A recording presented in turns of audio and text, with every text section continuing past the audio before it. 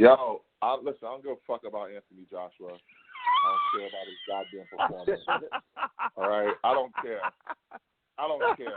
Listen, you already know, JR, I'm not here to talk about the past. Right? It happened. It's in the book. We got Rick Glaser on the line, and you have him reviewing a fight card. This is not what the people want to hear Rick Glaser talking about. All right? You know what we want to hear Rick Glaser talking about. So can we just jump right into it? Please. Can we jump right into it? Oh, boy. I don't think about Michael Hunter. What do they want me to talk about?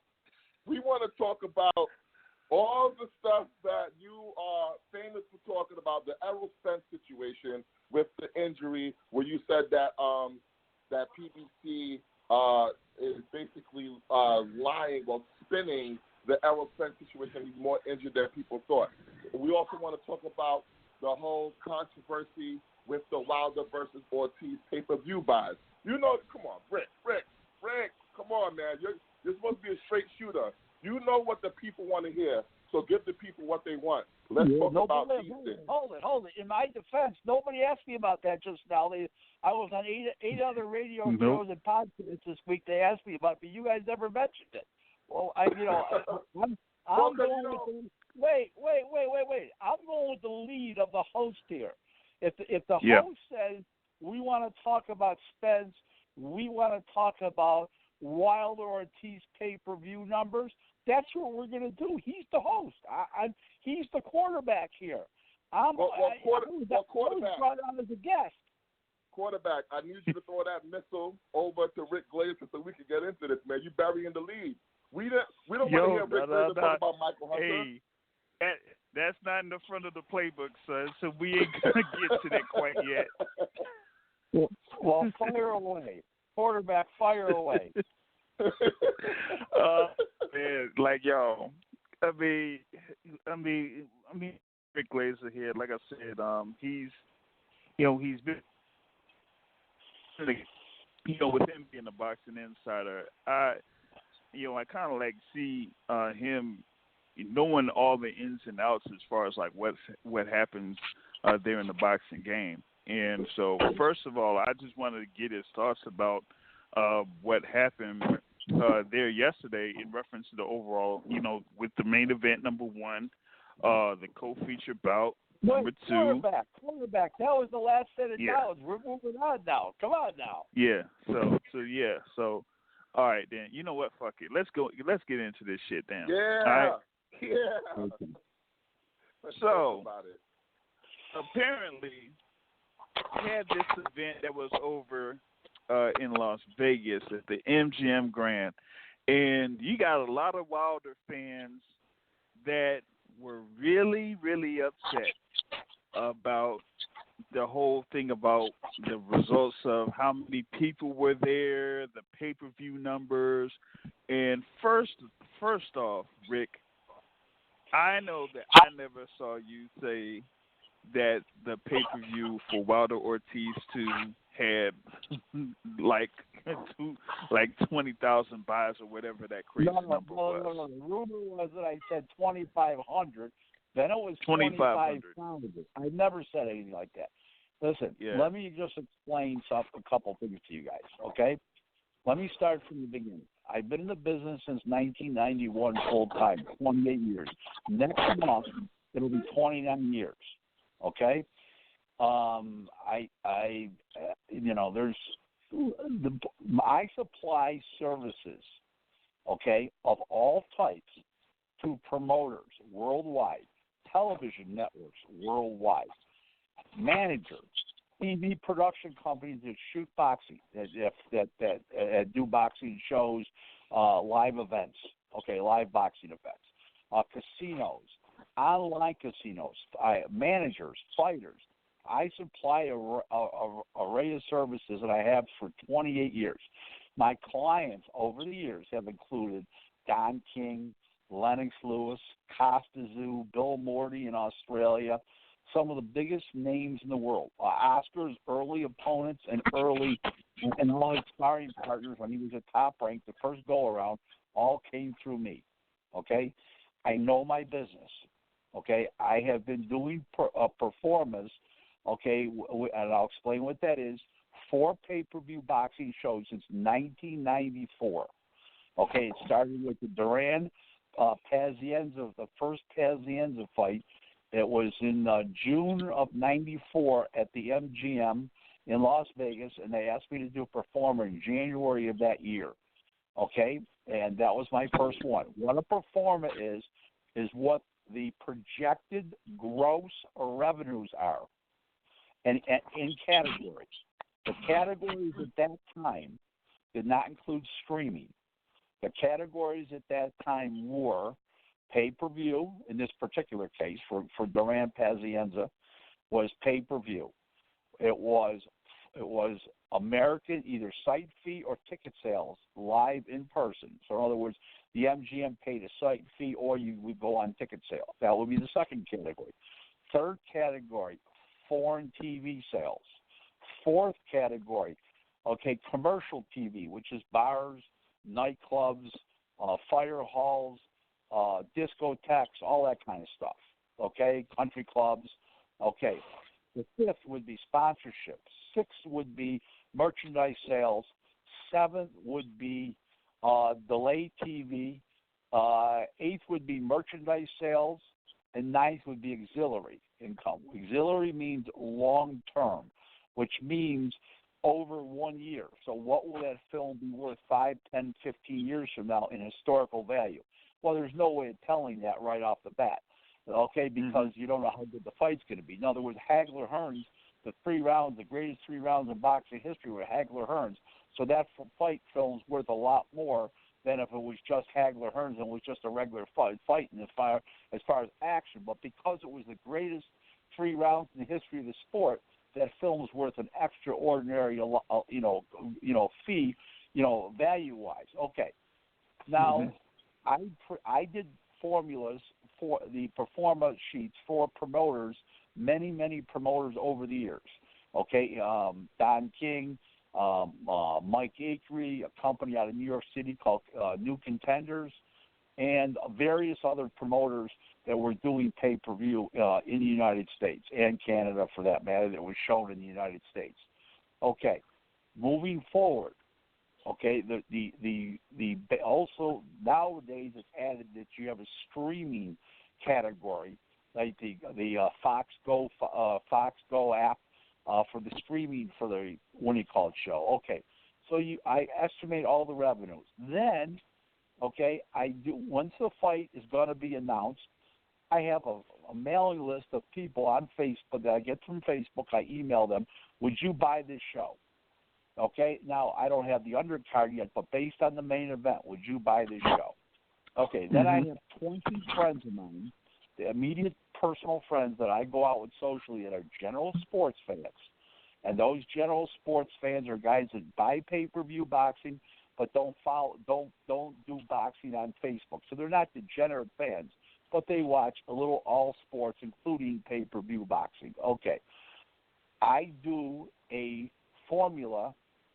survey formula, okay, a polling of who will buy that pay-per-view. My pay-per-view number based off that polling was those 2 polls was 220,000 buys. The week of the fight, I dropped it to 175 when I put it up on Facebook and people weren't going to buy it. I dropped it to 175. The final number that I received from my industry source was 138,000 buys. The same guy that's been giving me information since 1998 or not. I think in 2000. He's been giving me information since 2000. Okay, 138,000 buys. Now, Arum comes out and says that my number was light. Okay, well, my number doesn't include the streaming. Why?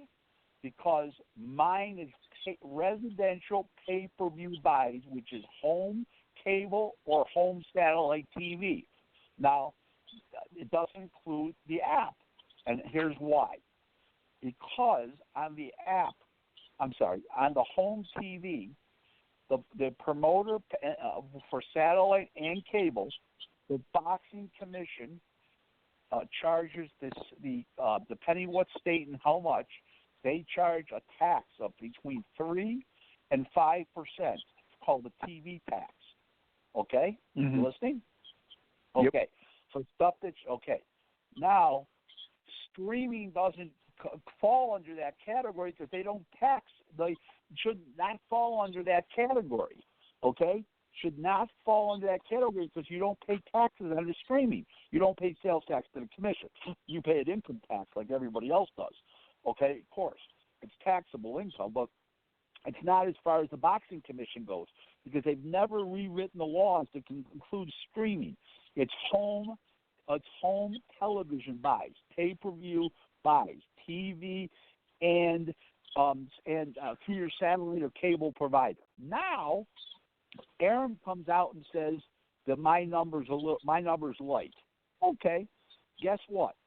The streaming percentage of what's his name now is 4 out of 5. So it's 80% is cable and satellite and 20% streaming. So if you take my 138 and you add up 20%, which is 27,000, that comes up to 165. Well, guess what, guys? Now I'm on the money. But it's not. My buy rate of 138,000 buys was absolutely correct because it's 2 different categories on the performer. One is a taxable by the boxing commission, and one is not. So you can't add them up together. They're 2 different incomes. Just like foreign TV is a different income, delayed TV is a different income. Okay, they're all different, and it's a completely different category. But Arum, he's adding them up to make it, quote, sound better.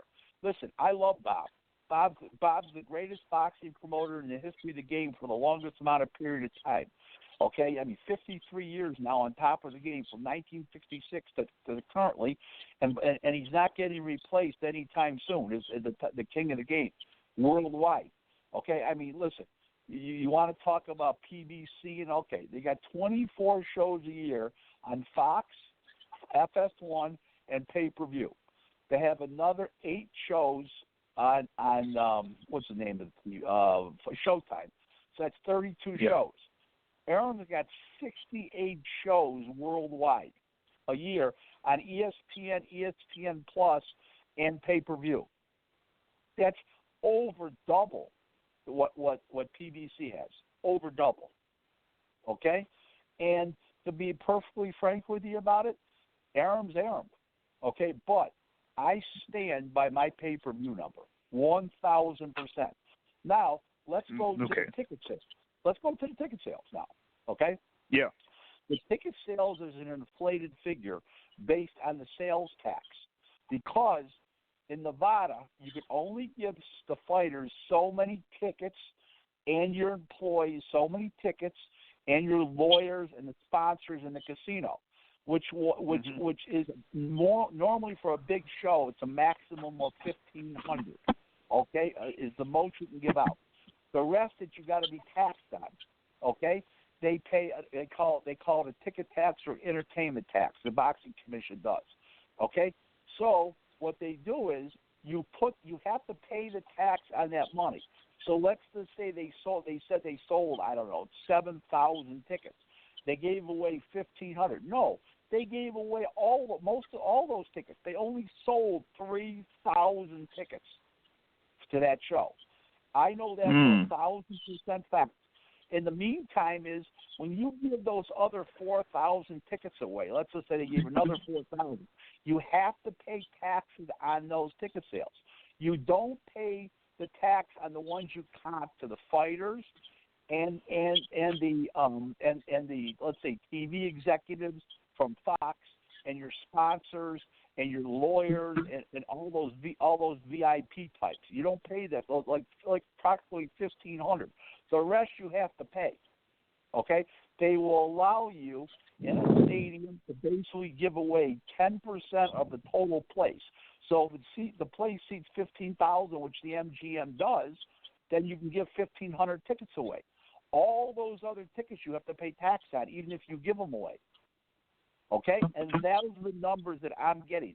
I don't go by what the commission, they report to the commission, because they got to pay tax on it. I know what's sold. Okay? I know what's sold. It's my business to know. Okay? Right. All I know is this. For 28 years, I've gotten paid for all my services. I get paid for my opinions. Okay? I get paid for my performance. I get paid. I don't do anything for free but go on radio shows and podcasts to keep the general public informed, the boxing enthusiasts sitting at home informed of what's really going on. Okay, other than that, I get paid for everything I do. I do nothing for free. Okay, people are paying me every day for my opinion worldwide. Well, let me ask you a question. If my opinion is so wrong, why have I been getting paid for it for 28 years? Explain it to me. Because you're entertaining, Rick. That's why, man. You're entertaining. I have a question. It's show business, Rick. With the truth. I have a question. Sure. So boxing now has the format where they offer showings in movie theaters. How is that factored now, since there are showings in multiple cities? That goes under commercial television. That goes under like bars. That goes on movie theaters. Yeah, sports bars and stuff. Yeah. Yeah, that's called commercial television. And so how does that count to the total number of pay-per-view buys? Like, is it the seating in a? It has zero to do with pay-per-view buys. It falls under a different category called commercial distribution in a performa. Totally different. Okay. Is it cutting back? If the question you mean to ask, is it cutting back on the pay-per-views? Well, if a guy's going to pay $20 over $70 or $80, I would say it's cutting back on the pay-per-views. Of course it is. But then the guy at the movie theater is going to want $10 a ticket out of the $20. So now they're getting $10 instead of $80, and $40 returns to the promoter, so they're losing $30 if the guy would stay at home and watch it on pay-per-view at home. Does that make sense? Yeah, definitely.